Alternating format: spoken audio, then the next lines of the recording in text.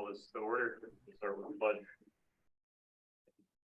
I pledge allegiance to the flag of the United States of America and to the republic which stands one nation under God, indivisible, with liberty and justice for all. All right. Let the record reflect that Randy is the only one missing. Director Hackett. For board chair comments, it's summertime. It's nice. We have summer school coming up and the rejuvenation of the building. So I'm looking forward to seeing how that goes, and hopefully Tony and his team has a good time without a ton of students in here getting after all the stuff that we need to get done. So that's it for my comments. So I'll entertain a motion for the approval of the agenda.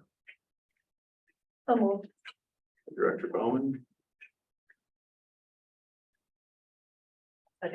Second, Director Roaring. All right.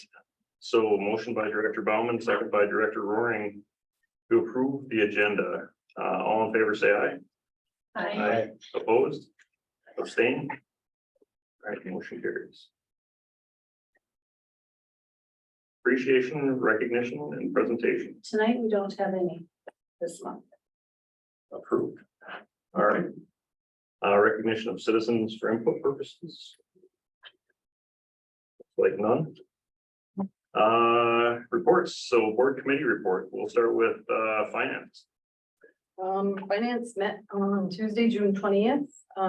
We discussed the LTMF budget a little bit, and Scott's going to go over that again tonight, and he's going to present us with the highlight for June is going to be the compensatory funding that he's going to talk about tonight when he does this report.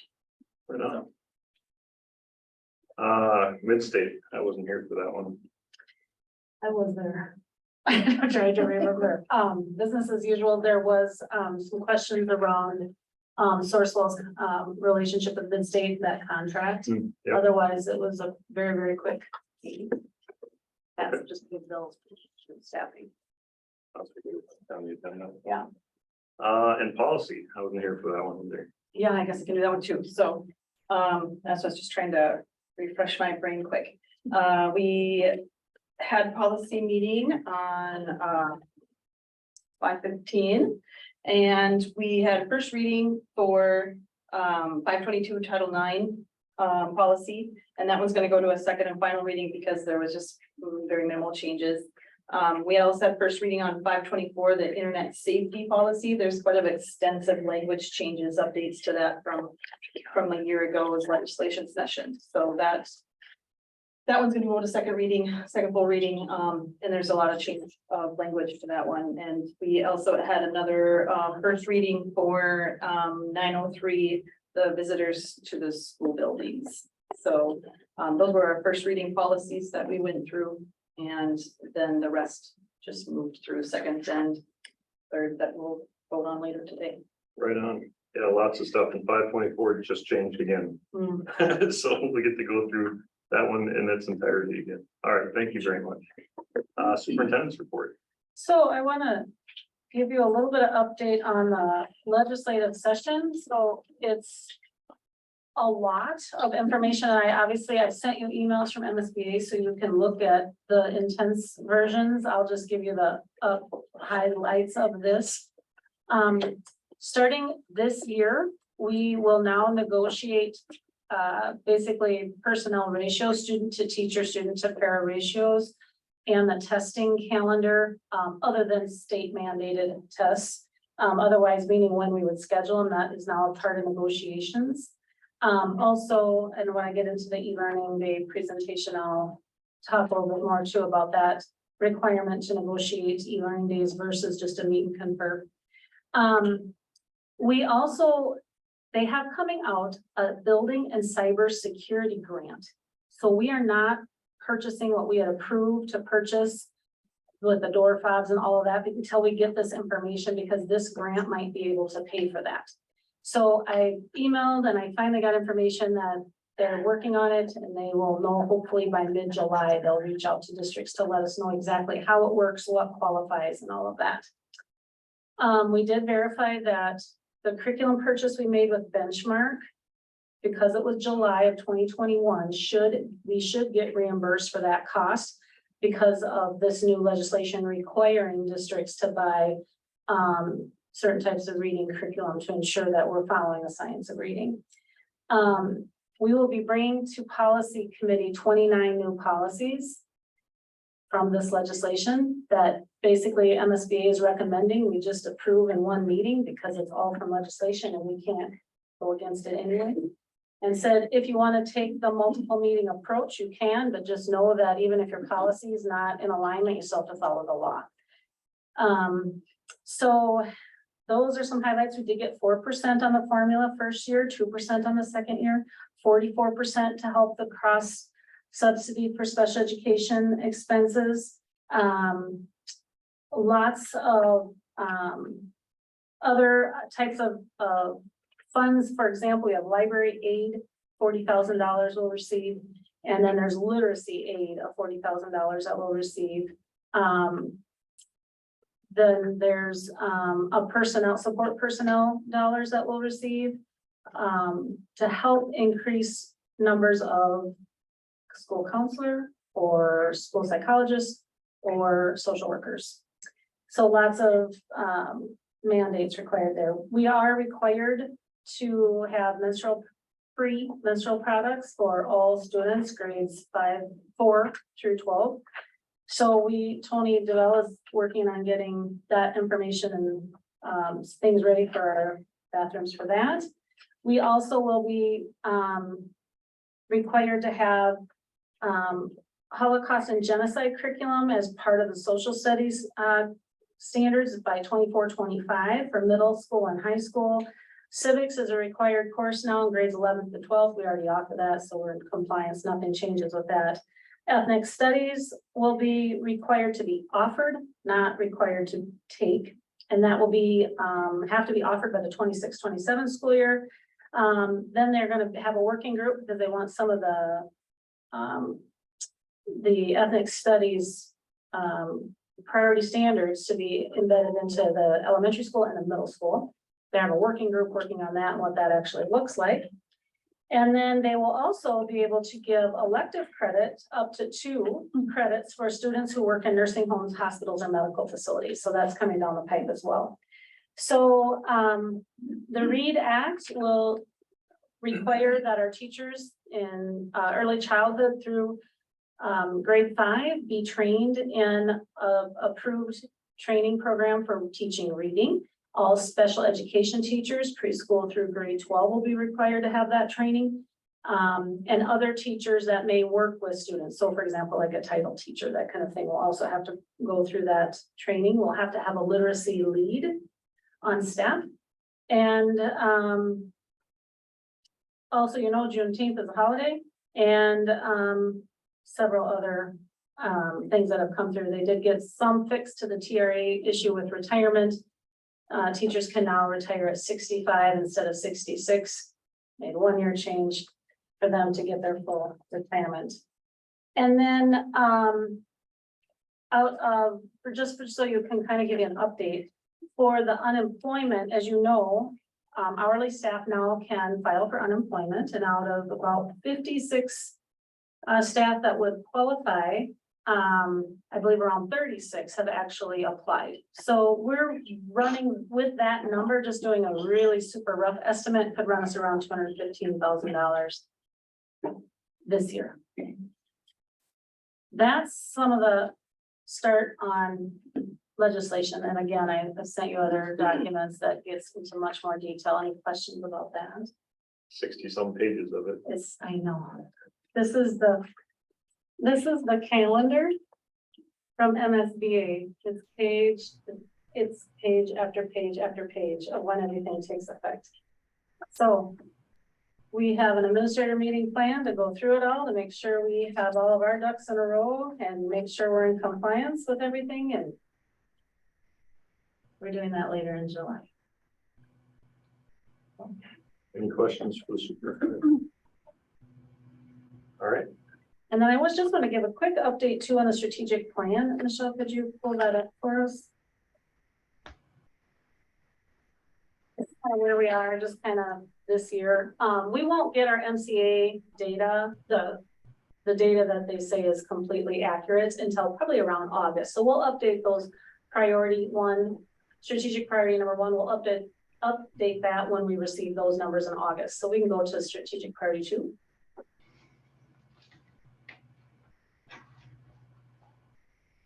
And then you can see, remember the secondary is in red, elementary is in blue, and then the activities in purple. So, let me read that. So they are looking at, it's exciting. So the North Kitchen, has been sitting there just pretty much storing things. Now we're renovating that to use that as our life skills lab with the new FDE that was approved last spring. So we're excited to use some of our capital dollars to get some of that ready to go and offer those classes. Move that down a little bit. And Joel can answer any of these questions that you might have around the high school. He can support with that. Again, more around the life skills lab. And then also our students went ahead and did some service learning and did some landscaping. I think I told you about that in front of the district office. Mr. Goldaddy's class did that. Also, the grade 2 students did some cleanup around the school grounds in the elementary school. And then so the weather did not allow, we had to cancel the career exploration day when we had lots of businesses planned to come in. Unfortunately, weather did not cooperate. And so we will be planning to try that again. And then next year, we'll have that day, and then we're going to offer for these businesses to be able to set up during the lunch hour tables like the military does and just talk about what they do, and so kids can ask questions on lunch break. So Joel, anything you want to add about that? I believe we scheduled the career day for October 27th or some right in that frame. Hoping that'll work much better than the middle of the winter. Hopefully snow holds off. Right. Yeah. We have not worked through the capstone project yet, but still, I'm just gonna pull that down. Oh, I'm on this one. Royal Ambassador. Oh, the Royal Ambassadors program. So Joel, I'll let you talk to this. This is a very exciting program that's being quite successful. I got lots of really good feedback. Joel, you want to talk about that? So one of the strategic priorities was peer helpers. It came through strong of having older kids help out. The Royal Ambassador program was started this spring. It actually had been floated around and played around with as an idea a number of years ago. We had 3 teachers that decided they wanted to take it on this year, the second half of the year. And students applied to be a Royal Ambassador. We had meetings with them. The students who are the Royal Ambassadors were assigned a student that was identified in the building as having trouble. It could be social emotional, it could be academic, it could be behavioral. And then once a week, they meet with their student. Sometimes it might be in Royal Hour, they're helping them complete homework or help them study for a test or help them organize their locker. You saw Royal Ambassadors simply sitting in the hallway with a younger student having a conversation, making a connection. And we had about 40 kids that had signed up for Royal Ambassador program. And I was really excited the fact of how fast it took off. I was expecting kind of a slow implementation. They had the first meeting, got their kids assigned, and that week there was kid meeting already, and it just went from there. And so I'm very excited about that. The possibilities of it just in its infancy.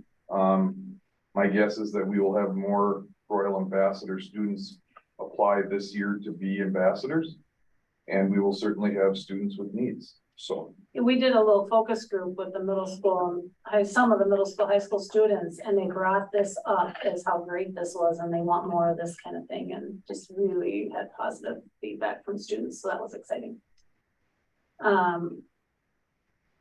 SEL, they are continuing to do that at the K-5 building, the elementary building, the second step. And so we did, in talking with Phil before he left, he said, it really starts off strong in the fall, and then when spring comes, it just kind of loses its way a little bit. So Tony will have an opportunity this next year to kind of take a look at that and see, maybe how we can make sure we keep that at a focal point throughout the entire year, so we don't lose opportunities. Keep going down.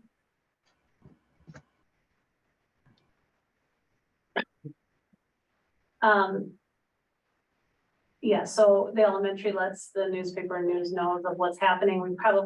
Tony lets, the media know as well about all of our activities. I do notice in the paper, we don't always get as much press maybe as others around us, but we'll have to keep working on that. We have had some volunteers come in at the elementary, as you can see. We need to probably focus more on what can we do during our school day this next year around getting parent involvement. Joel, anything you want to add to that, or Tony?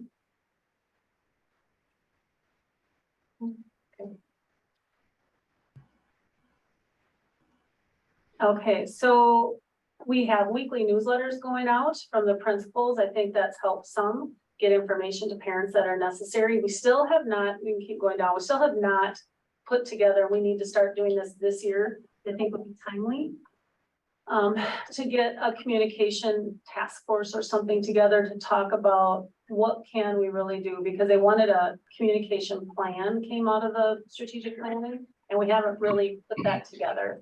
And so we need to kind of focus a little bit more about how can we look at communication as a whole and together with staff, students, families, all the stakeholders come together and figure out what's our best way to attack that, to do a better job. And then, gonna go down to co-curricular. Tony, you want to talk a little bit about this with the new fee management system?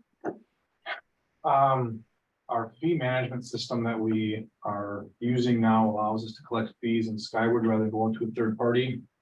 Have another login. When you log in, you're able to kind of, you pay for all the other fees for school, and then athletics is in there as well, and you can choose all of them. And then what that does is it allows that to build a list of kids for a roster. And then we can get that over to the coaches. It's gonna be a lot more efficient, streamlined, all the information, emergency contact doesn't have to be retyped in again by me or the new person, excuse me. But we didn't know it was live, and somebody had paid for football for this fall back in May because she wanted to pay up for her lunch bill.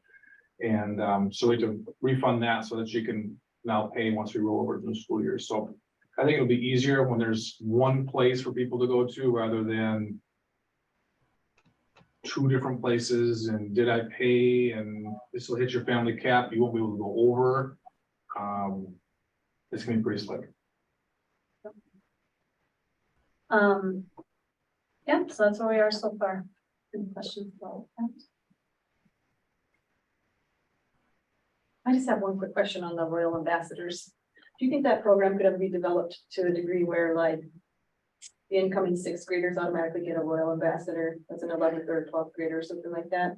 Help you through that first year? Do you think you'd ever have enough participants? Maybe we'd have to see, obviously have to get a grade's worth of either that or you assign it, you do it in a small group or something like that, where, maybe it's one ambassador for a couple kids.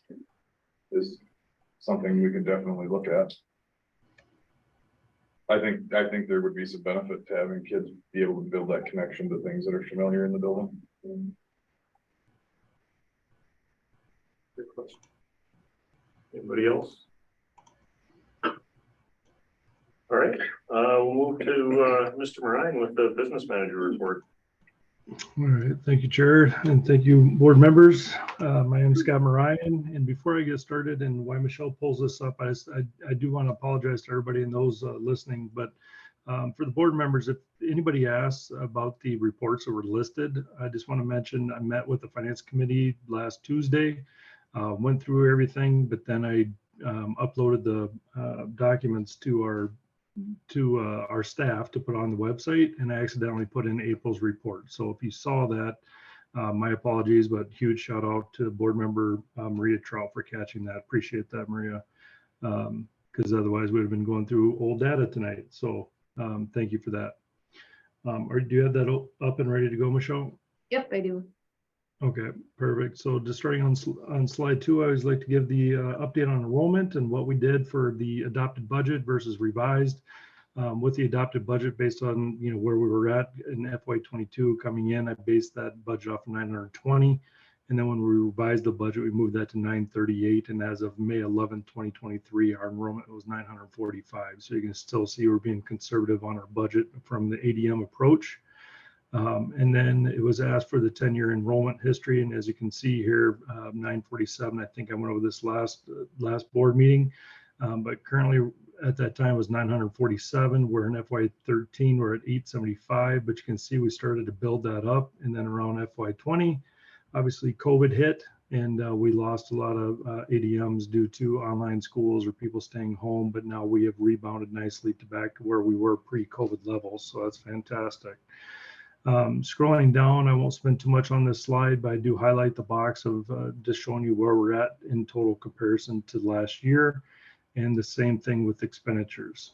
And then I go into the next slide and talking about where that's coming from. So as you can see in the previous slides, we're 797,000 ahead of where we were in FY 22, and that's primarily from the biennium increase and additional ADMs. And also I do want to remind the board, this is less than 10% holdback, which now during the auditing period, we'll figure that out and then put that into the financials moving forward. The expenditure side, we're 1.07 million ahead of where we were in FY 22.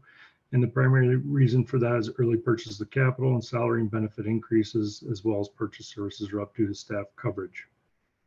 Any questions on that before I move into the June financial highlight or compensatory funding? Hearing none. So just continuing on with the path of continuing our financial knowledge of how schools are working. I do like that we do this. And if you guys ever have any ideas of what you want me to present on, please let me know. But last month we did title funding, which is a federal funded program. And now we're talking about compensatory funding, which is a state funded program. So you can see based on where the revenue is derived from, it's very similar to title. It's based off of the number of students qualifying for free and reduced price lunch, and also the concentrations of the qualifying students at a school site. Now that may sound a little bit confusion, but it takes the percentage of the free and reduced, and because we have two buildings, if our percentage is higher at the elementary, it will base that number off of that enrollment at the elementary. If it's higher at the high school, then it would base that percentage off of that. So that's why you'll see here in a future slide why the difference, why the bigger difference in funding. So the calculations of compensatory education revenue do not reflect district's current student counts. Further determining student eligibility for free and reduced price lunch requires school districts to collect income forms from families, but not all families submit the forms, as we all know. This obviously results in the undercount of students who could potentially generate compensatory revenue. Now, what this paragraph is talking about is that during this last biennium, Dr. Weirkamp's talking about all the different legislation, and it's a full-time job just to be able to translate all those different laws that came into place. But part of the legislation that was kind of put on hold at that point was how do we calculate these free and reduced students without asking them to fill out these forms, because not everybody wants to do it, but it is necessary. So they're trying to hold districts harmless by going off the counts from FY 22 or going off of the counts in FY 24. So as you can imagine, FY 22, we were just coming out of COVID, everything was free. It's very hard to collect these forms. And now everybody and their grandma understands that lunch is going to be free again going into FY 24. So why are they going to fill out the forms? But this is where we're getting kind of handcuffed with MDE, that we need to make sure that we do whatever we can. And I know Dr. Weirkamp has come up with a lot of different plans of what we can, or we've talked about doing to help combat that, so we can get these forms filled out so we can generate as much revenue for the school as we possibly can. Scrolling down now, Michelle, on slide 8. So continue, the only determining factor we have to control over is these free and reduced forms. That's very similar to our title, as we talked about last month. And again, this is basically just off of the slide from last year. This is very important as to why we need to collect those forms and make sure that we're doing our due diligence to get these forms turned in. But during this next legislation, they're supposed to come up with a plan to get rid of this, which I'm all in favor of. I don't know why we can't go off of, like, say, tax forms, but they have all the information anyway. Why we have to subject our families to filling these forms out is kind of a pain, but we work within the guidelines. We don't want to bite the hand that feeds us, obviously. So looking at our compensatory funding, royalties and historical compensatory over the last 10 years. So you can see in 13-14, we had 270,000 and now we're dwindled down to 133,000. Even though our percentages are similar to 13-14, 22-23, again, it's kind of derived off of that percentage of the school and where those students lie. So if we have the smaller enrollment at a smaller school and that's where they are, that's where we're going to generate less funding. And the overall funding for it can be less, determining from the legislative sessions. So with that said, that is my report. Any questions on the financial report?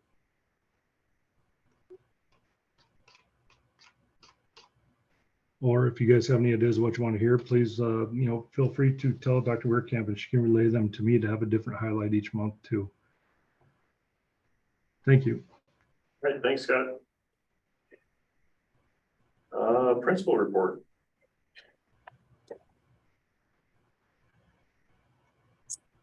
Chairman Hofstad, members of the board, Superintendent Dr. Weirkamp. I am not going to say anything about where we are hiring. That's right. Jinx. If you know of anybody who's looking to be a high school para, we can please encourage them to apply. We have 3 open positions right now. We are on the search. We have an interview tomorrow morning for one of them, but we will still have openings going into the 4th of July in the para department. Any questions? Okay, thank you.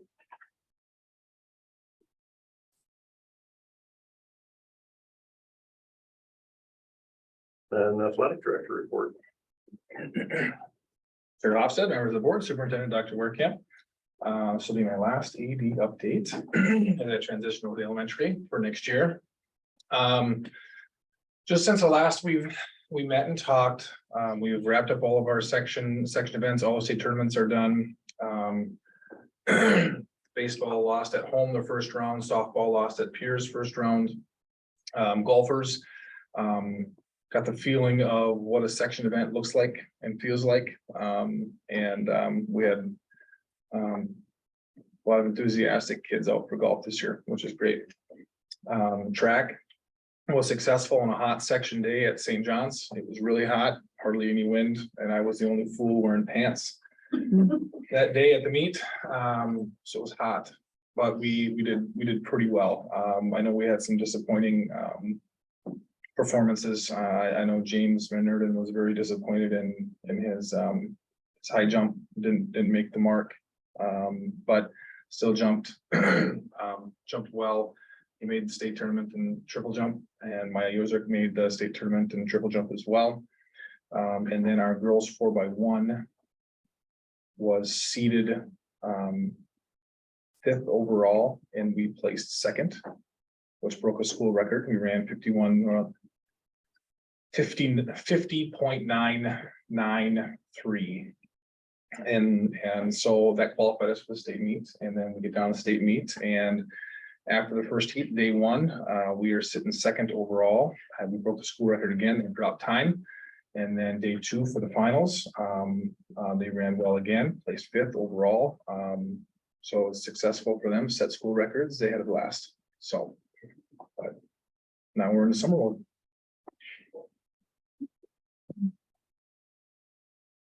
Okay, thanks. All right, next is the consent agenda approval. So the board is consenting to approve items listed below as presented at one time. The appointed director can pull an item off the consent agenda for further discussions. Approval of all items on the consent agenda is the approval of regular board meeting minutes from May 22nd, special board meeting minutes from June 5th, claims, accounts, financials, approval of resignations, approval of new hires. And that is it for the consent agenda. Motion approved. All right, motion from Director Bowman, Second. second from Director Roaring. Any discussion? All right, all in favor, say aye. Aye. Opposed? Abstained? Motion carries. All right, on to our action item list, which is extensive. All right, but exciting. Nutrition services update.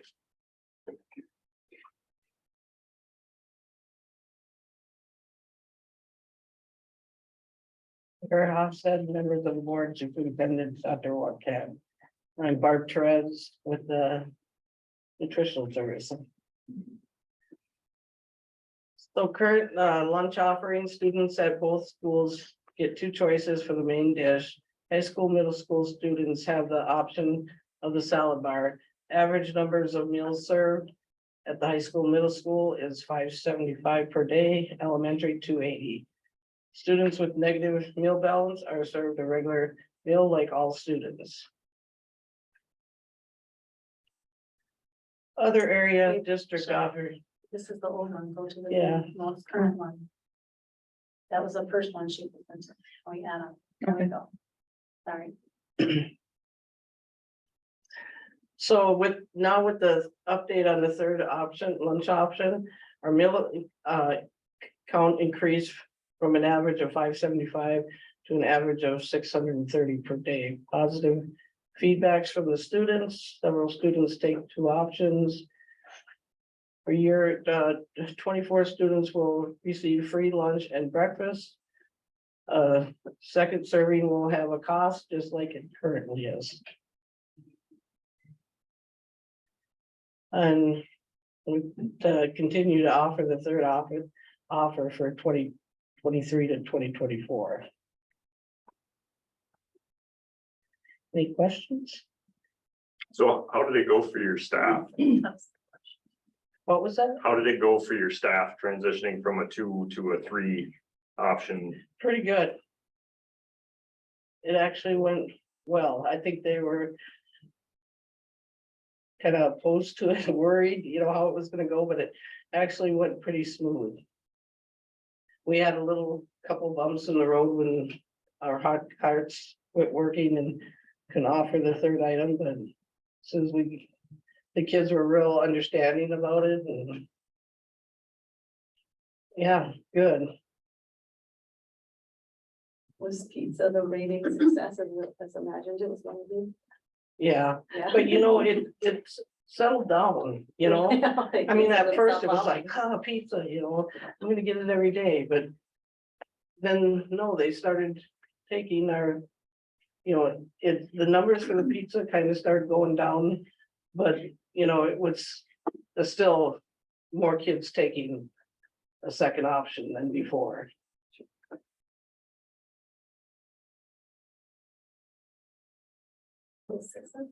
Yeah, that was very successful. I know the feedback I heard on it was all positive, so. Except that they wanted pizza every day instead of the sandwich in between, but that's one person's opinion, I'm sure.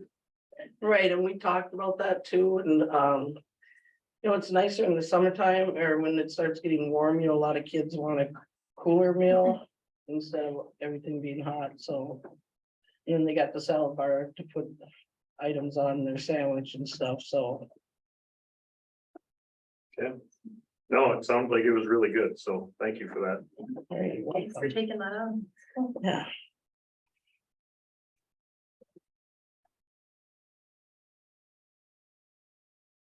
All right, next is going into the approval of the new budget for 23-24. I can tackle that one for sure. Do you have that up, Michelle? Yep, I do. Awesome, thank you. All right, so again, I know this is our second time looking at this, but I just want to reassure or tell everyone that we're just looking at the revenues and the expenditures. I know it's very hard to not look at the estimated beginning and or ending fund balances as of right now, but this is projected. So the left-hand side is projected fund balance ending FY '23.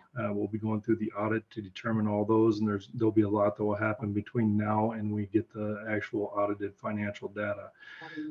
So the revenues expenditures in the second and third column, those are the two that we are approving tonight. Again, with student activities, I don't really touch those. Those are student activity accounts, and they have a mentor, and students have to sign off on those things, and that's what they fundraise for. Scholarship, same thing, don't do a lot there. Staff development, we have 153,128 and 49,000 in expenditures expected. Moving down to operating capital, we have 227, 328 going out the door. As we've talked about extensively, we do have some bigger ticketed items that we need to take care of, and we all met as an administrative team and went through everybody's wish list items, if you will, and we took those things that need to be done absolutely right now, and we also approved we approved a lot of those, especially I think curriculum was at the top. Dr. Weirkamp, that's correct, right? Yes.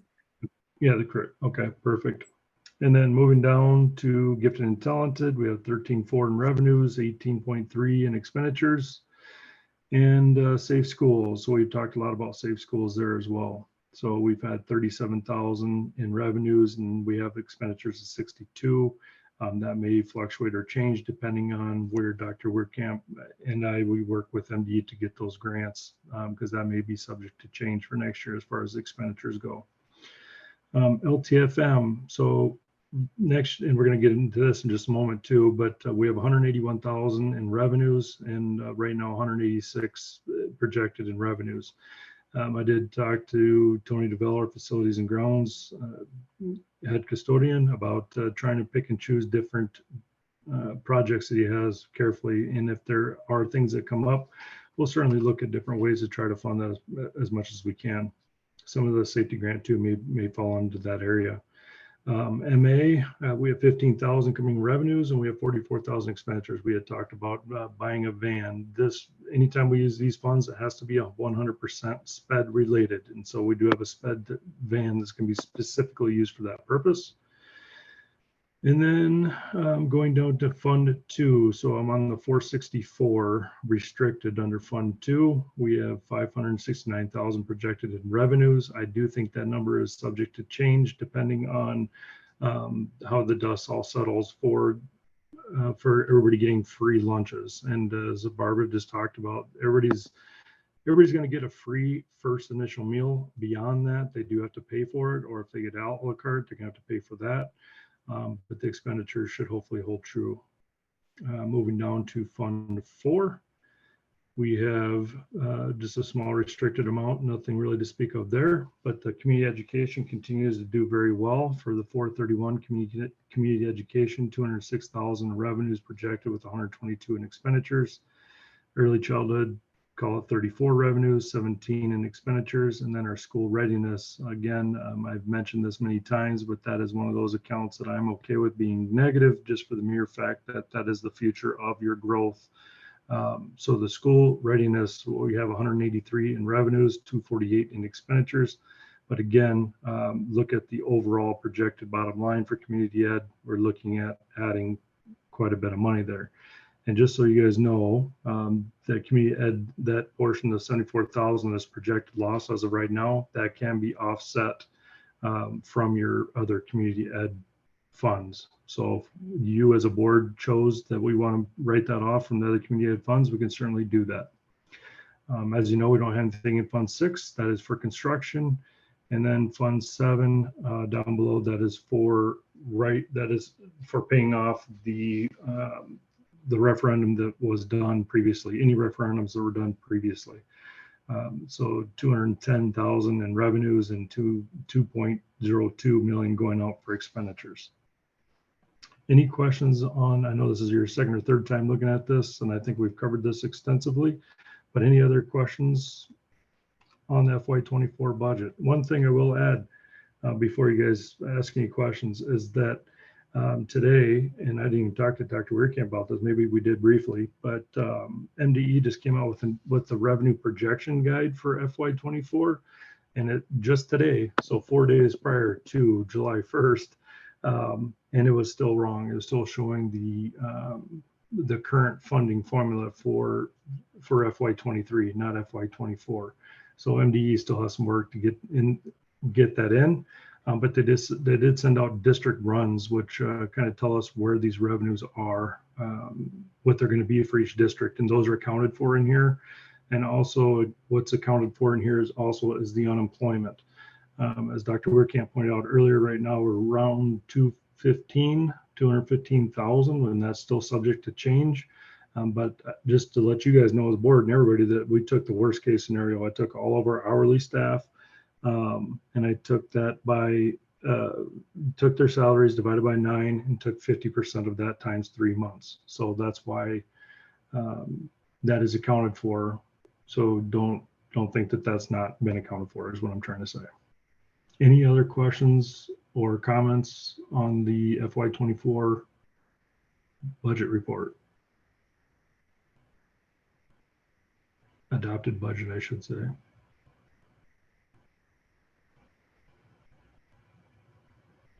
Okay, Doesn't thank you. sound like it. All right, thanks, Scott.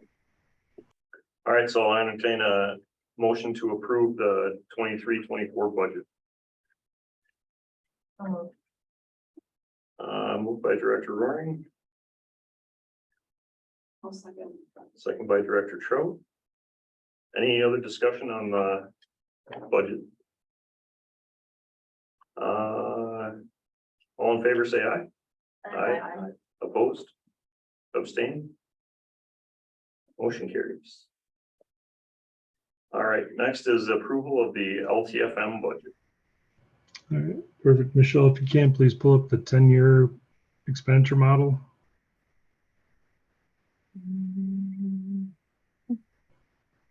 Got it.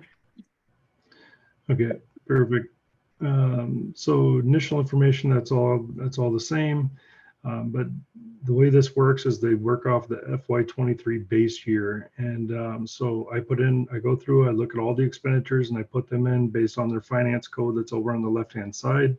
So the base year is 241,621. I'm looking at the very bottom of the total annual 10-year plan expenditure.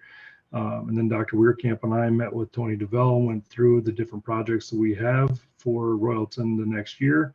And you can see that I'm trying to align the expenditures with the amount of revenues that we're getting in. So the total expenditures, you'll see there are 180,600. And as we just went through on the LTFM or the FY24 report, we're right around that same amount that we're projecting for expenditures. So when it comes to this report, MDE always looks at the base year and the first year, and then after that, it's ongoing. Why they have us do it 10 years is beyond me, but we certainly put that in there, and I think it's just a way for us to make sure we're meeting with our facility maintenance crew and ensuring that we have all the expenditures lined up that are going to be recurring, such as HVAC, maintenance or anything that would fall in those areas, or any special projects that are coming up. But again, I think we've talked about this pretty extensively. The biggest thing we have coming up, obviously besides the boiler that we mentioned, is the roofing project in say 7 years. So hopefully these expenditures can certainly stay around that same $180,000 per year, unless anything changes from a revenue standpoint. Then we would meet with Tony and give him the green light on some other projects that he has. Any questions on the 10-year report? We do have a resolution, and we need the board clerk to sign off on a form tonight as well. Yep. All right, so I will read the resolution here. So school board resolution for ISD 485 adopting the school district's fiscal year 25 long-term facilities maintenance 10-year plan. Whereas to qualify for long-term facilities maintenance revenue, Minnesota statutes 2021 subdivision 4 states the school district or intermediate district must annually adopt and approve a 10-year facilities plan by July 31st for commissioner approval. Whereas the school district has developed a 10-year long-term facility maintenance plan consistent with this law. So this was moved by member Bowman. So school board member Bowman moved for the resolution adoption, and the motion was duly seconded by member Trout. Thank you. And upon vote being thereon.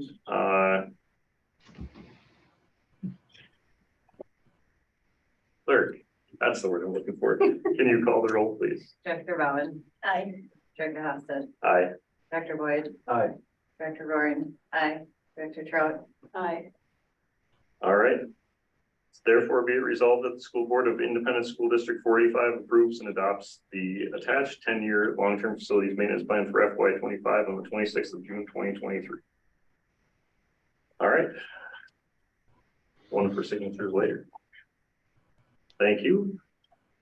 All right, the next is approval of auditing proposal from Brady Martz and Associates. Good. Dr. Whitcomb, you want to start with this one? Yep. Okay, perfect. So a couple board meetings ago, we went out, or we came to you guys talking about the ability to go out and bid for auditing services. And we had passed that, and then I think it was within 3-4 days, we got notice from Bergen KDV that they were not doing any more audits for certain schools. Not everybody, they're still doing them, but Royalton services were dropped from their groupings of Caseload. schools that they did. Yeah, caseload. Thank you. So Royalton was removed from that along with some other school districts, and Royalton is not. They are not the only school district in this realm. People associate school management services with also auditing services, and I probably got 5 or 6 different districts asking if we did auditing services, which were on the different side of that. So we went out for bid, and we received 2 bids back, thankfully. One from Brady Martz and one from Clifton Larson Allen. Brady Martz was $27,000, and the second one was $28,500 from Clifton Larson Allen. Now, I mentioned to the board before, I really wanted you guys to get Schlenner and Wenner based out of St. Cloud. They are phenomenal, and I tried everything I possibly could. And the only thing that they could do for us was they would have to go ahead and prolong our audit into January, which would already be on the deadline of November 30th, which obviously I don't want to do that with Royalton. There are some school districts out there that are needing to do that, but if it comes time, do it within a couple of years of having Brady Martz, and we want to go back out to try to get you guys Schlenner and Wenner. I would certainly recommend it at that time, but as of right now, it is nice to get another auditing firm come in and different set of eyes on the Royalton financials. Now, board member Maria Trout asked the question, just want to make it for all you to hear, is what were we spending previously with Bergen KDV? As far back as the history that I could find, Bergen KDV has been doing the audit there since 2014, and initially they were $16,000 out of the gate.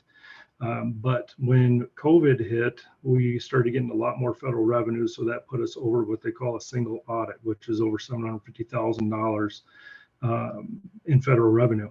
So that became a single audit, and what that means is there's some more testing, and there's a lot more things that have to go on from an auditing standpoint. So our cost went from $16,000 to $23,000 per year. So this is $4,000 higher, but it's also $1,500 less than the second quote that we received.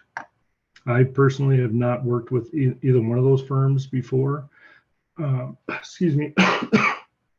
So, but I've heard great recommendations from both, from some of my colleagues that I work with. Any questions on that?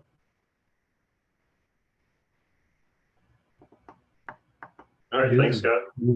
Easy tonight. Thank you. All right. So I'll entertain a motion to approve the auditing proposal from Brady Martz and Associates. So moved. Director Trout, Second. second Director Bowman. Any discussion on that? Can I just ask a question? Absolutely. Are we basing our moving forward with this one just based on the cost saving, or is there another reason we're looking at this firm? I'm just curious. Scott, you want to answer that? Okay. What was the question? Why, is there any other reason than cost, why Bradbury won out? Or Brady Martz and Associates won out? From other than cost, no. I mean, both. So we put a timeline out there for the RFQ, and both of them adhered to those policies. They determined all the questions and gave us referrals and everything. I did check with my team members about of working with either one of them, and they said they're both really good. But no, other than costs at that point, I didn't have anything to go off of as to say or recommend to Royalton to do one over the other. This was solely based on cost and availability, obviously, because I took that into account. I did not want Schlenner and Winter wanted to put in a bid, but they, like I said, they would not be able to fit us in until January. And while the repercussions of doing it in January aren't really any, I just don't want to get in a habit or having Royalton submit their financials late because you will not be eligible for the finance award. So that was a big one.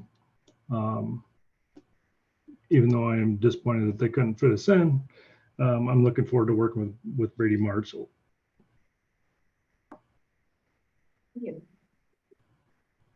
Any other questions?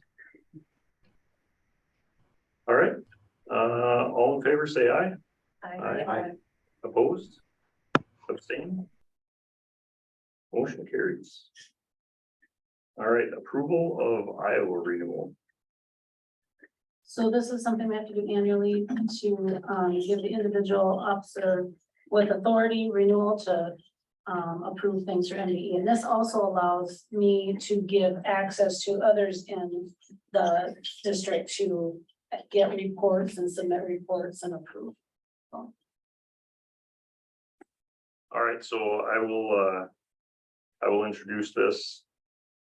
The following resolution and move its adoption, whereas Superintendent Christine Weirkamp to be identified official with authority, the Iowa, and the Education Identity and Access Management, the EDIM security system for the Royalton School District. Therefore be it resolved by the Royalton School Board to approve Superintendent Weirkamp to be the Iowa EDIM. Whereas Business Manager School Management Services Scott Marine to be the identified official with authority proxy, the Iowa proxy for the Royalton School District, and therefore be resolved by the Royalton School Board to approve Business Manager School Management Services Scott Marine to be the Iowa proxy. The motion for the adoption of the foregoing resolution was seconded by member Bowman. And upon a roll call vote being taken, those who voted in favor. So roll call, please. Director Bauman. Aye. Director Hobson. Aye. Director Boyd. Aye. Director Roy. Aye. Director Trout. Aye. None voted against and none abstained, and the foregoing resolution was approved on the 26th day of June 2023. All right, thank you. Next is the approval of the Minnesota State High School League resolution. All right, this is the time of year where the high school league requires us to annually approve membership into the high school league. And normally it's a paper document, and this year they decided to go digital, and so it's digital. And so we gave Board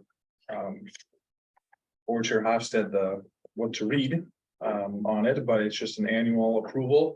And then with that is the Why We Play video that they put out. Wrong one. Is it Yep. Okay. Back one. And then more than membership. this day? Down one. There. Down one, Oh, right there. thanks. Well, this is The- a resolution. So I'm gonna go back. There's a video. Yep, there's the YouTube. Yep. If you're a homeowner in Minnesota and you're still. Yeah, there's ads. I know. Electricity, then you Good, can- just- You just have to do nothing. Well, there's skip that. Hundred schools, reaching all communities and corners of the state. Our mission is to provide educational opportunities in fine arts and athletics for all students. Everything we do is focused on supporting, growing, and improving our students' experiences through activities. As we move into a new school year, our ongoing work is focused on three main efforts. Our top priority is to promote and support safe, respectful, and inclusive environments for participation and competition. We want all of our high schools to provide activities and events that are free from discrimination, harassment, and marginalization. That's why the Minnesota State High School League recently led a collaborative effort of 7 educational organizations across the state. Together We Make a Difference was designed to amplify the voices and advance the vision of our students to ensure respectful and safe schools and environments. After attending the conference, I really hope that as a small school, we're more inclusive and we include everybody and that everybody gets to be involved and find what they enjoy. The code of conduct was basically treating everybody with respect, the same respect you want to receive. Being kind, not like being rude to somebody because they're not from the same background as you, like ethnics, religion, being inclusive.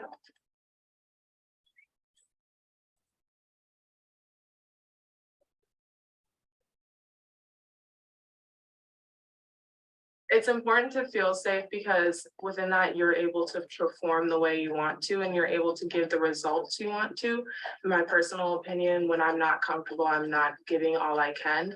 Playing in an environment where like you feel comfortable, you feel safe, you're gonna be playing at your best because you don't have to worry about other distractions. It takes a team of dedicated adults to provide the kind of programming our students deserve. That's why we're focused on recruiting, retaining, and supporting our coaches, officials, and administrators.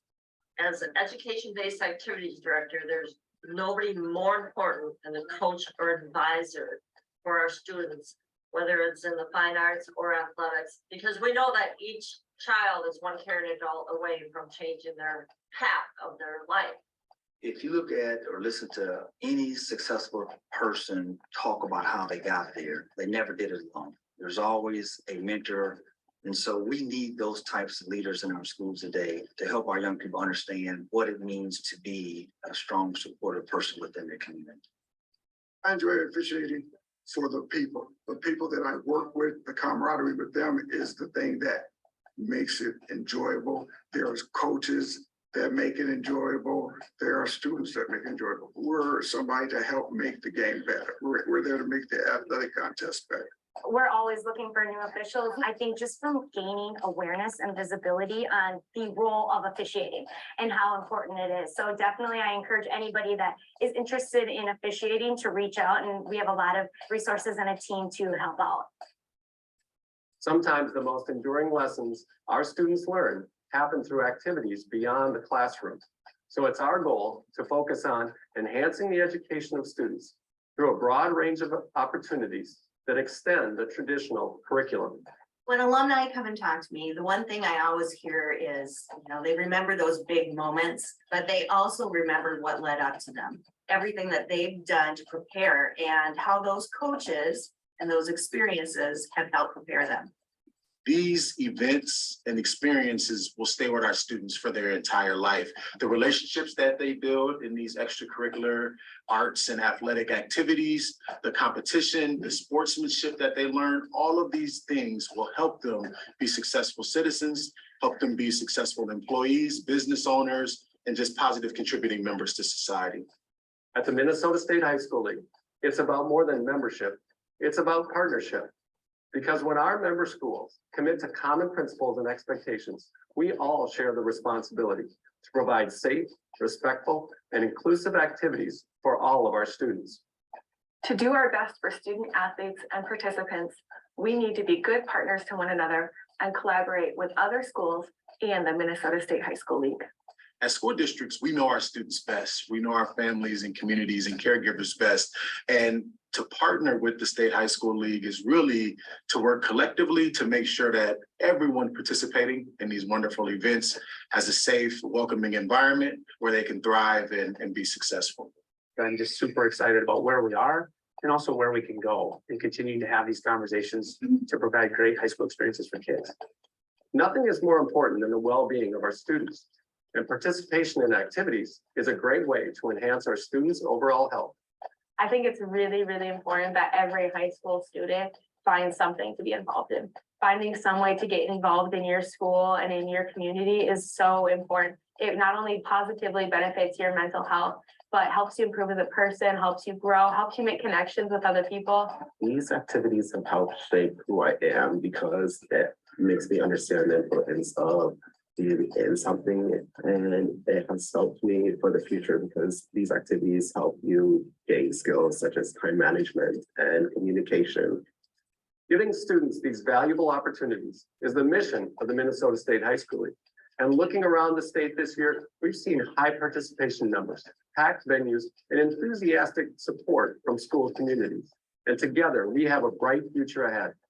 On behalf of the Minnesota State High School League, I want to thank everyone in all of our member schools for your continued active support, because it's about more than membership, it's about partnership.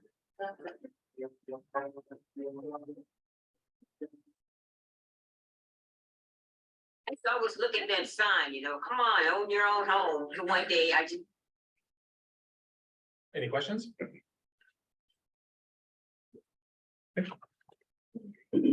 All right, so for the 23-24 resolution for membership in the Minnesota State High School League. Resolved that the governing board of Royalton Public School, County of Morrison, State of Minnesota delegates the control, supervision, and regulation of interscholastic, athletic, and fine arts events referred to in Minnesota statute section 128 Charlie.01 to the Minnesota State High School League, and so hereby certifies to the State Commissioner of Education as provided for by Minnesota statutes. Further resolved that the high schools listed below is Royalton High School is authorized by this governing board of said school district to renew its membership in the Minnesota State High School League and participate in the approved interschool activities sponsored by said league and its various subdivisions. Further resolved that this governing board hereby adopts the Constitution, bylaws, rules, and regulations of said league, and all amendments thereto is the same as are published in the latest edition of the league's official handbook on file at the office of the school district or school, or as it appears on the league's website as minimum standards governing participation in said league sponsored activities, and that the administration and responsibility for determining student eligibility and for the supervision of such activities are assigned to the official representatives identified by this governing board. Signing this resolution for membership affirms that the governing board has viewed the Why We Play training video, which defines the purpose and value of education-based athletic and activity programs and assists school communities in communicating a shared common language.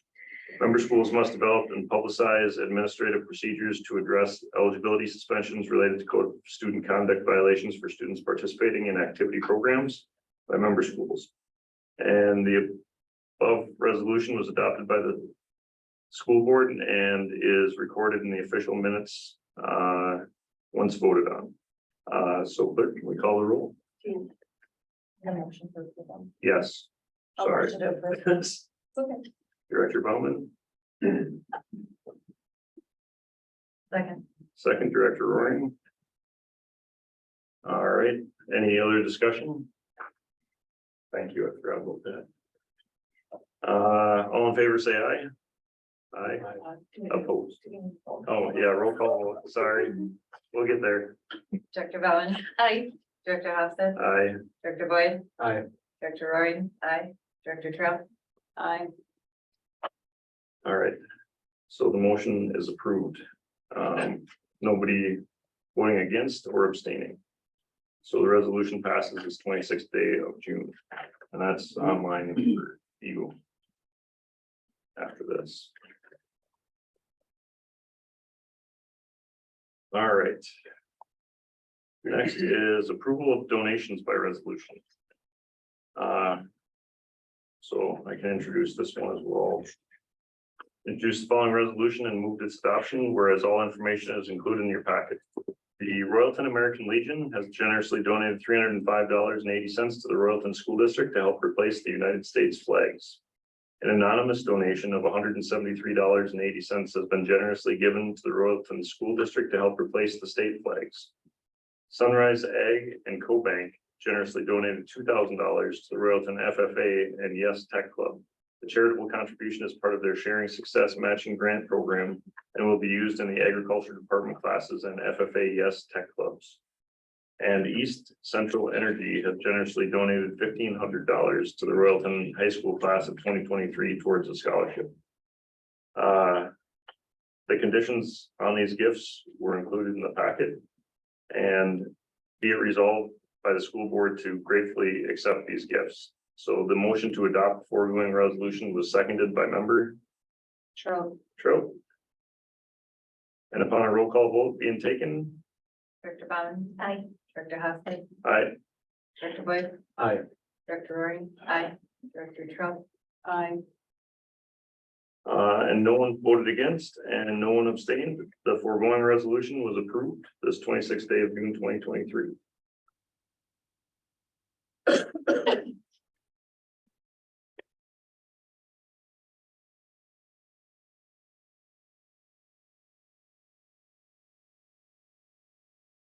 Thank you to those for each of those donations. That is awesome. And we can definitely use them. Next is approval of the band cruise. So I'll entertain a motion to approve the band cruise. We approved the last time. We know because it wasn't on the agenda, so we said you can go ahead with it, but we'll vote on it next time since it's on the agenda. Motion approved. I'll second. Director Bowman, second Director Roaring. Any discussion? All right, all in favor, say aye. Aye. Opposed? Abstained? Motion carries. All right, approval of the REM contract.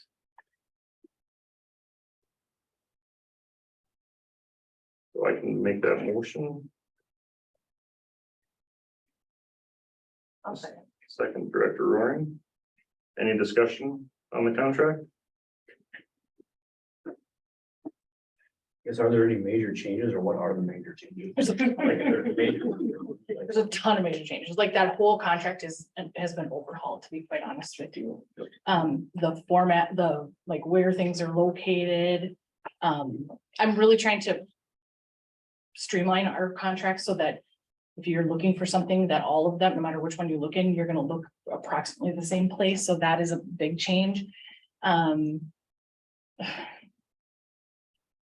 Gosh, what else is you're tasking my memory now. A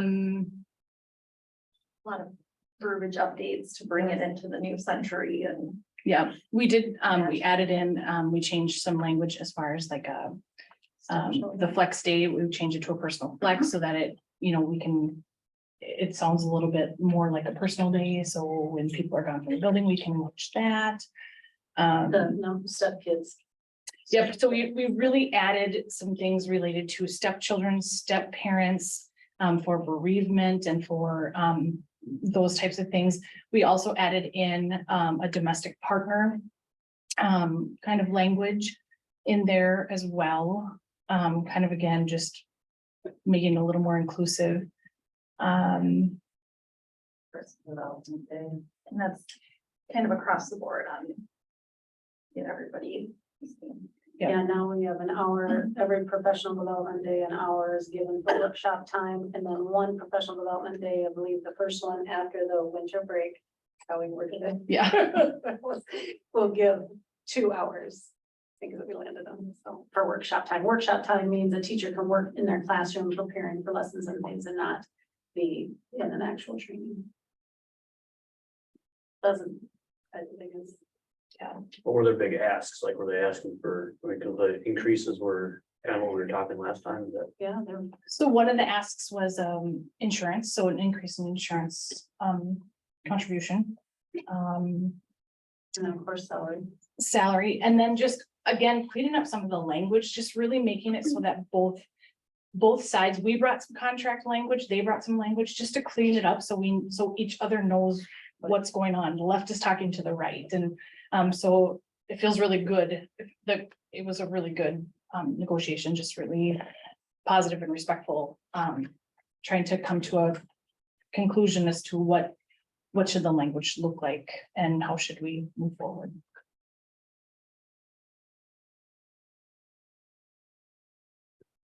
Any other questions or discussion? All right, all in favor, say aye.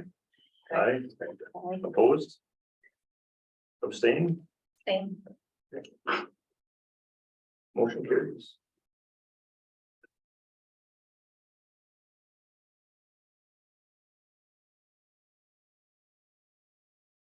All right. And then approval of the 23-24 activities director, dean of students contract. So I'll give you a little bit of background on this one. We had a couple rounds of interviews, really narrowed down our candidates at the beginning to just someone with a license with a principal's license, so that you could have them as an assistant principal. We did some rounds of interviews and the candidates weren't what we were looking for, and we were pretty limited. So we opened it up again. We had a couple of people who had not responded the first time. So we went actually through 3 rounds of interviews on this position.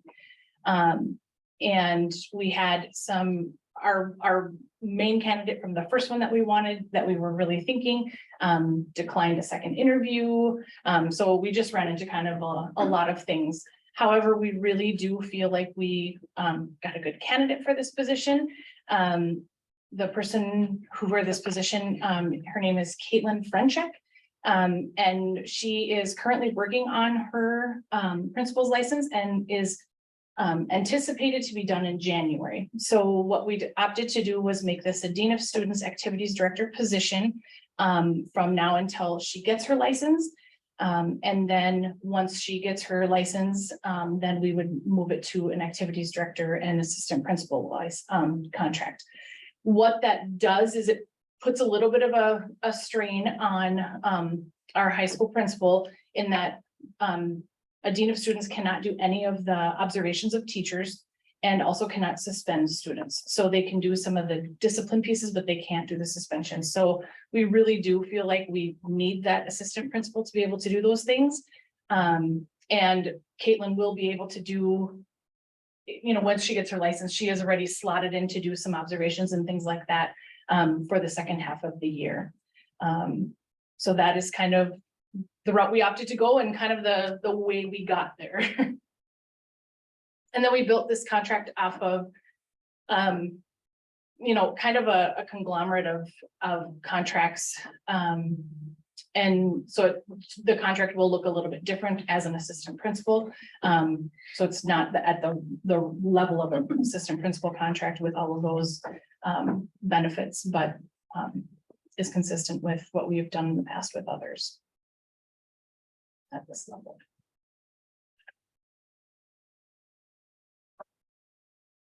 I will make that motion Second. to approve the loan. But there's 2 changes in there that I found. So we emailed and talked about it, but so I saw they got changed in between here, but Article 5, Section 5, the cell phone policy had superintendent in there. And Article 6 had personal leave as a principal, not that. So I saw those were changed on this one here. So so I'm gonna make that motion with those changes. Second. All right. A quick question. Yep. What Now it's hap- discussion. What happened? The off chance she doesn't get her license as expected, is that built into the contract So where we've got? Yep, if you look at the last kind of part of the contract, there is kind of a clause in there that. Do you want me to read it? Yeah, please. All right, so it says, it is expected that you will have secured a K-12 principal's license on or before the expiration date of this contract. On receiving the K-12 principal license, you'll be moved into the principal contract. The K-12 principal license is not earned by the expiration of this contract, and there are 12 credits or less to complete. The district would consider extending the AD/Dean contract. And by signing below, each party represents that it's read and understands and agrees to that. And what kind of happens at the end of your admin college journey is you're doing supervision hours. So you're not really taking classes, you have to do 350 hours. So that would be one of the things. She's not gonna have many classes, but part of the credits is that supervision class. So. Okay. Any other discussion? All right, all in favor, say aye. Aye. Opposed? Abstain? Staying. All right, motion carried.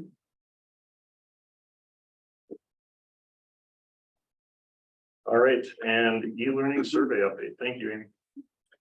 So, pull this presentation up. So as you know, we had talked about finding out what families, students and staff thought about e-learning days. So we sent out that survey last month and gave some ample time for responses. So I'll start with what our students gave us feedback. So you can see there, we had 32% of the respondents out of 383 responses, 32% came from elementary, almost 40% from middle school, and then about 36% from the high school. So out of those 383 responses, almost 28% said it's great. 54% said good and 18% said not good. Would you prefer snow days to e-learning days, even if you had to make them up at the end of the school year? 30% said yes, 70% said no. Currently, the first day of bad weather is a snow day with the ability to call e-learning days for future situations. We just kind of wanted to gauge what number of days, and then you can see that list of how many you would want as a snow day first before it goes in, and there was several numbers there. You can see the larger percentages come out, so that 26% want 3, the 35% want 2, 18% want 1, and then 9.7% want 0. And then during e-learning day, would you like to have whole class meet live online for instruction? And 19% said yes, 65% said no, almost 16% were unsure. And then do you have internet at home? And almost 98% said yes, with 2.1% saying no. And then we asked parents or guardians what they thought. And so here, we had them first select what grade or grades their child fell. So we had 240 responses. And 16.3% of those had kids that were in preschool. 53.3% had children in elementary, and then 45.4% in middle school, and 43.8% in high school. So some parents may have had kids in multiple grade levels, of course, or just by themselves. How would you rate the effectiveness? So then NA means they didn't have children in that particular grade. So you kind of have to just leave those out. So this is pre-K. So very effective was 2.1% of the response. 5.8% said it was effective, 8.8% said somewhat effective, and 7.1% saying not effective. Next slide. How would you rate it for elementary? Now here 43% did not have children in elementary. So 5.4% said it's very effective, 20% said effective, 19.6% said somewhat, and 11.7% said not effective. How would you rate the effectiveness for middle school? Again, 52% did not have children in middle school. 5% said very effective, 20.4% said effective, 13.8% said somewhat effective, and 8.8% said not effective. And then again for high school, so 54.6% did not have children in high school. So 7.1% said very effective, 17.5% said effective, 13.8% said somewhat effective, and 7.1% said not effective. And then would you like some component of online live instruction? Would that improve it? 23.3% of parents thought that would make significant improvement. 37.9% said moderate, 22% very little, and 16.7% said no improvement. Currently, the board can prove the first day of inclement weather be a snow day with the ability to call e-learning days after that. What number of snow days would you want called before e-learning days are used? 0 was 12%, 1 was 30%, 2, 27.9%, and 3 was 21.7%. If you click on the additional comments, this is where parents gave comments that they felt for this question. And these ranged, and you can look at those, you'd have it as your backup, but some did not like it at all. Some didn't have an opinion. Some want teachers present on more often. So just different comments there. Go back to the. How much notification is enough for you to make arrangements? So 34% said 5 a.m. the day of inclement weather works for them. 27% would like it the night before. And 27 said 7 p.m. the evening before. Here too are additional comments, if you want to click on that. You'll see too what they were saying. You'll have to go down right there. Anytime really my student gets to school on his own as soon as possible, but no later than 7 ASAP. Just gives you all date. It doesn't matter. Honestly, it's hard to do e-learning. I work from home, so anytime works, different kinds of things there. And then, is technology access an issue for your family? 7.9% said yes with parents, very different from the children. 92% said no. I do remember one comment, so it must be on the other comments, was like the grandparents don't have access, so the child must go to the grandparents on this type of a day, and that's not as easy, or access isn't as great there or something. So here are some additional comments that if you want to click on that, that's where I was. So keep going down. Yeah, so there was in that comment there, it talked about the parents, the one above this, but it's okay. And then they gave other comments that just what they thought about e-learning and all of that is an open-ended question opportunity for them to have comments. The next one. So then we go to licensed staff. So generally we're teaching staff, and 91.4% were licensed staff, 8.6 were administrators. And so if you indicate where you work, you can see the percentage breakout is pretty evenly dispersed. Obviously pre-K is a little bit lower, than fewer people there. So how would you rate the effectiveness of e-learning days?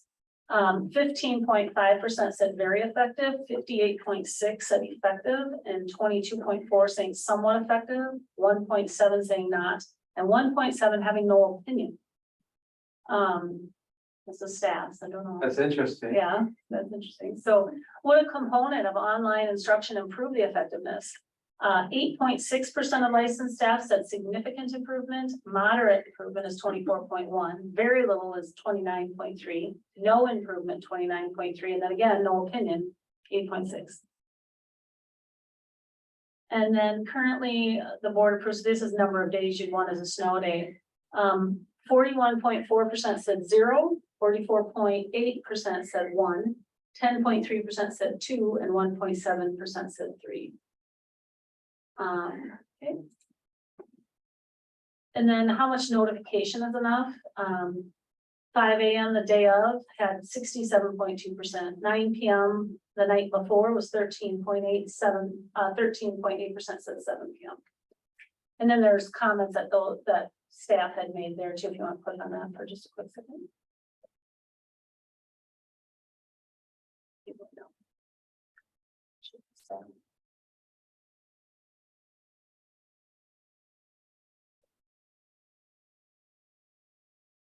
We have the wrong link in there. Oh, we'll get the right one in there. David, do you know what happened with that? Okay. Thank you. Okay, so we can go, is technology an issue for you? 98.3% said no, 1.7% said yes. And then here are additional comments. Let's go into that one. That should be right.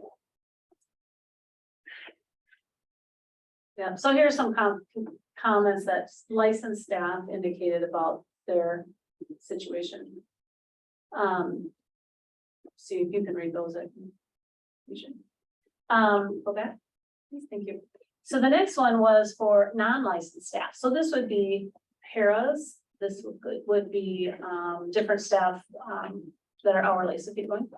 If you look here, 5% of the custodial staff, 5% of the 20 responses were custodians, 5% of the 20 responses were nutrition services, 65% paraprofessionals, 15% secretarial staff, no transportation staff answered the survey, 5% technology, and 5% was just given a staff. Okay. So then, of course, the level is pretty evenly distributed, a little more at the middle and high school level.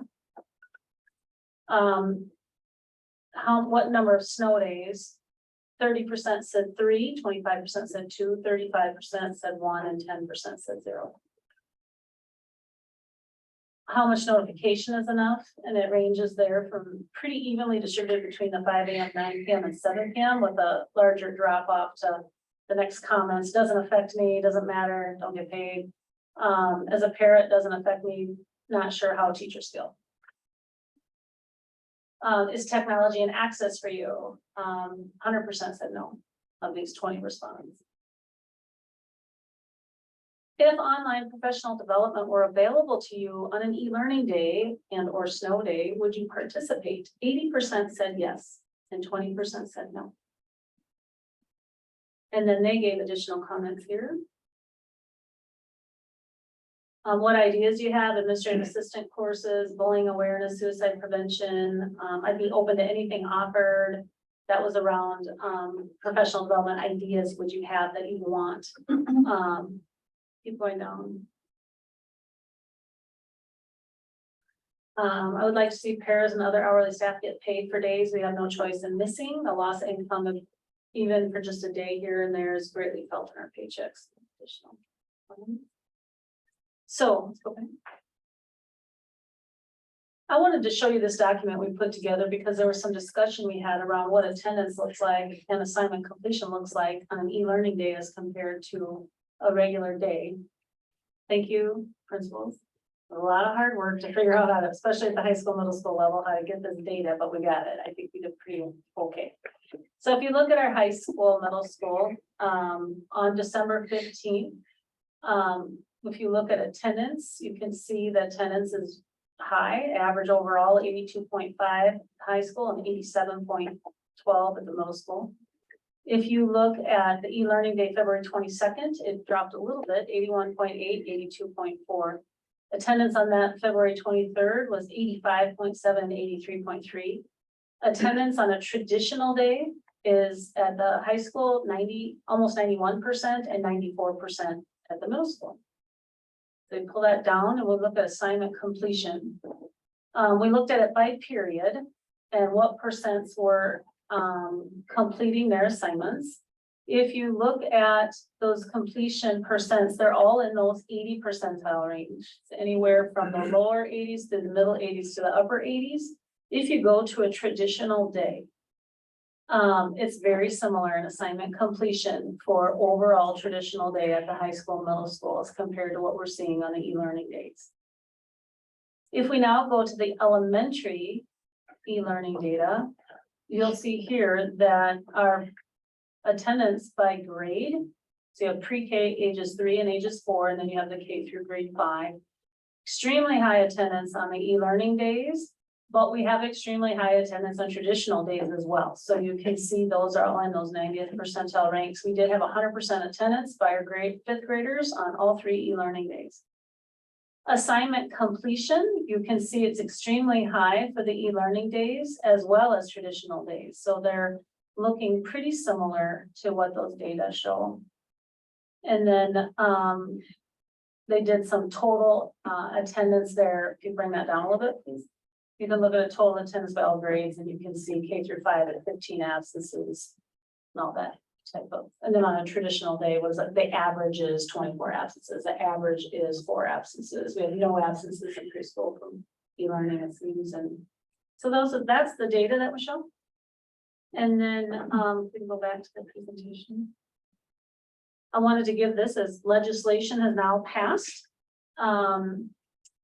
When the school district declares an e-learning day, it must continue to pay the full wages for scheduled work hours and benefits of all school employees for the duration of the e-learning period. During the e-learning period, school employees must be allowed to work from home to the extent practicable, be assigned to work in an alternative location, or be retained on an on-call basis for any potential needs. So I took that out of the legislation and pulled. And then if you want to pull that down a little bit.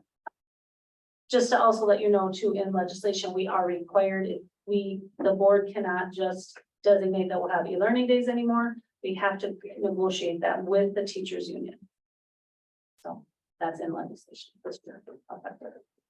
That's information we found. And Just the teachers union? Just the teachers. in statute.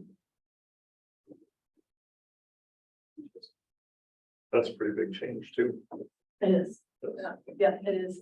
So there's no longer a limit of how many number of days. The 5 days are still there and the inclement weather requirement is still there. But then you have to negotiate whether you're gonna have e-learning days and, or not, Yeah. no, as your rule in your school. Okay, yeah.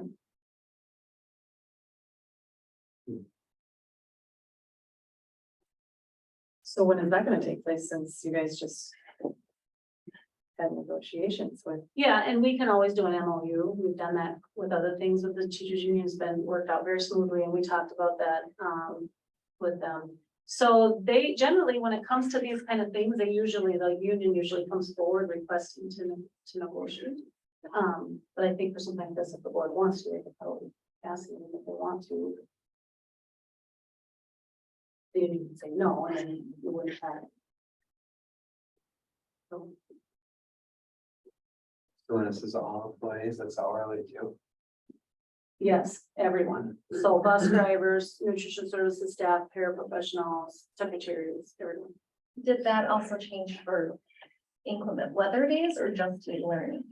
Well, e-learning days, no, you mean like if we call it Like if snow we day? call the snow day No, versus they the didn't, e-learning, they but didn't they say did. that. It did not pass for snow days. So if we call a snow day, they would not be paid. Right. Has been our practice. And they did not use that change in any language. I didn't see it in, I know there's tons of pages, but I think if it had, we would have been talking about it at the different meetings. So it's just e-learning.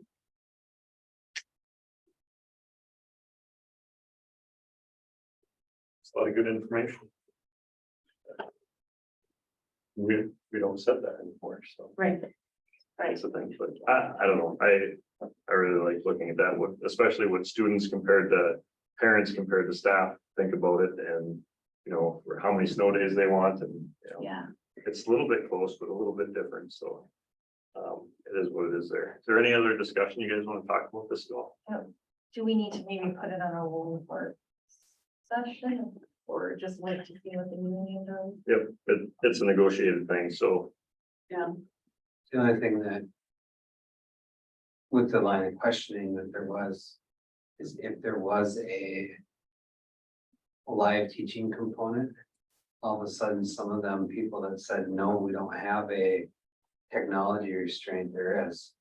Because the bandwidth in the houses probably isn't, you have more than one. I know that we ran into that in COVID, that we just didn't have enough bandwidth to support 2 devices going live like that, and, you know.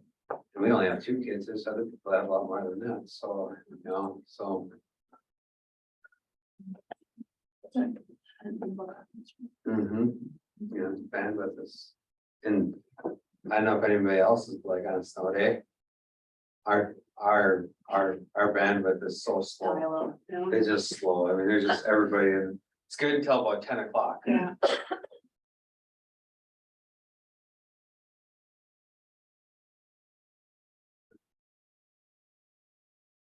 Yeah, I mean, and that's something as a board we'll have to talk about, because that, as the negotiation, we still approve what that would be, but, I'm pretty sure we can work out something very well. With that. All right, thank you. Next we'll go to policy reading. So we have, 413 we're adding as a first reading, along with 29 others. Well, we will be. We'll be adding as a first Yeah. reading. That's gonna take a lot to get through, but, just my opinion, you know, they ask us to blanket approve everything so we can follow those things.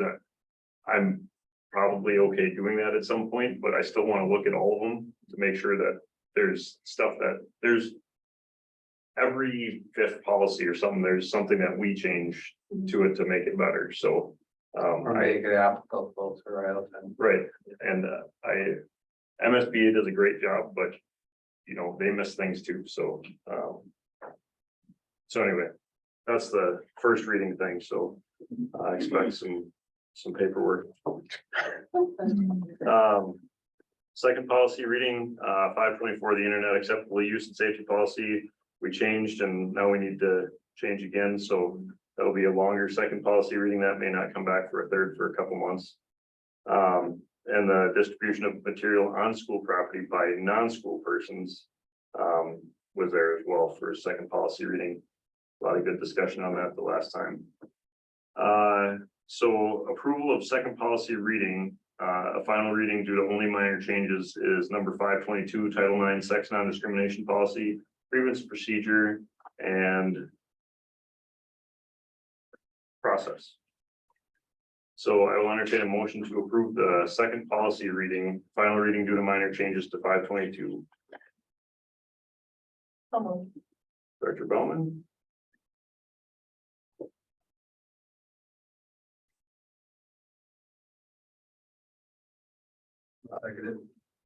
Director Hackett.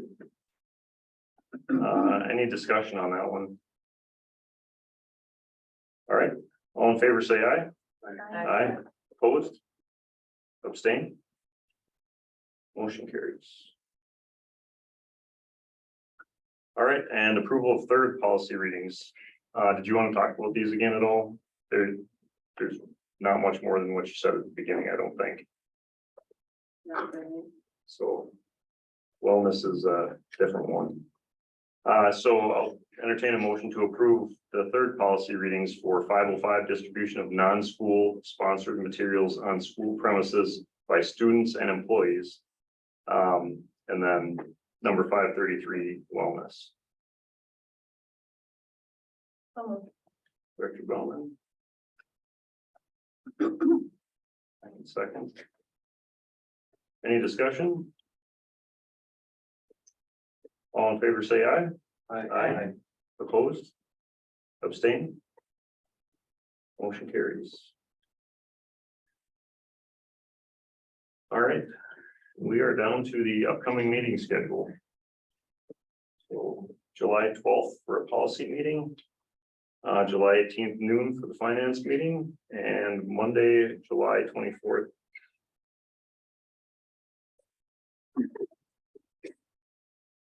Somebody caught a fish. That's our fishing team's thing. So somebody just became a leader on our summer long tournament.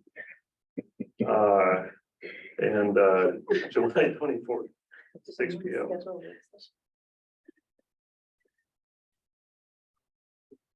Yeah, I just want to make sure that.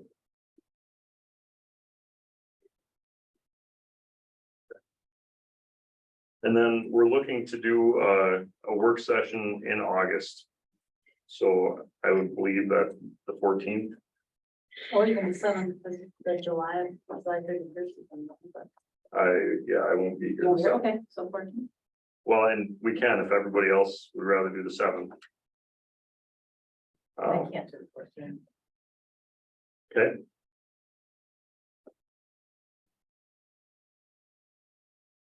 Wouldn't have to be on Monday. Well, I'm fine with it being on the 7th. If I'm not here, I can call in. Oh, yeah. Does anybody have any issues with the 7th currently? I know that could change over the next few weeks, so. Can we tentatively schedule that for August 7th? You know what, though, I think MSBA has that. So hold on, it might be the 8th, let me double check.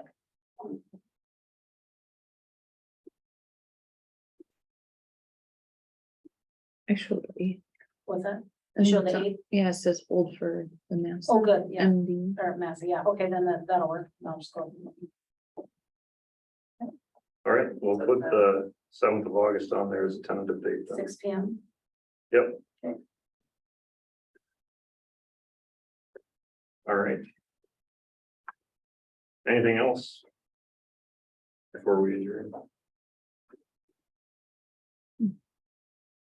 No motion to adjourn. All right, by Director Feldman. Second by Director Roaring. All in favor, say aye. Aye. Opposed? Abstain? Motion carries. Meeting adjourned at 7:41 p.m.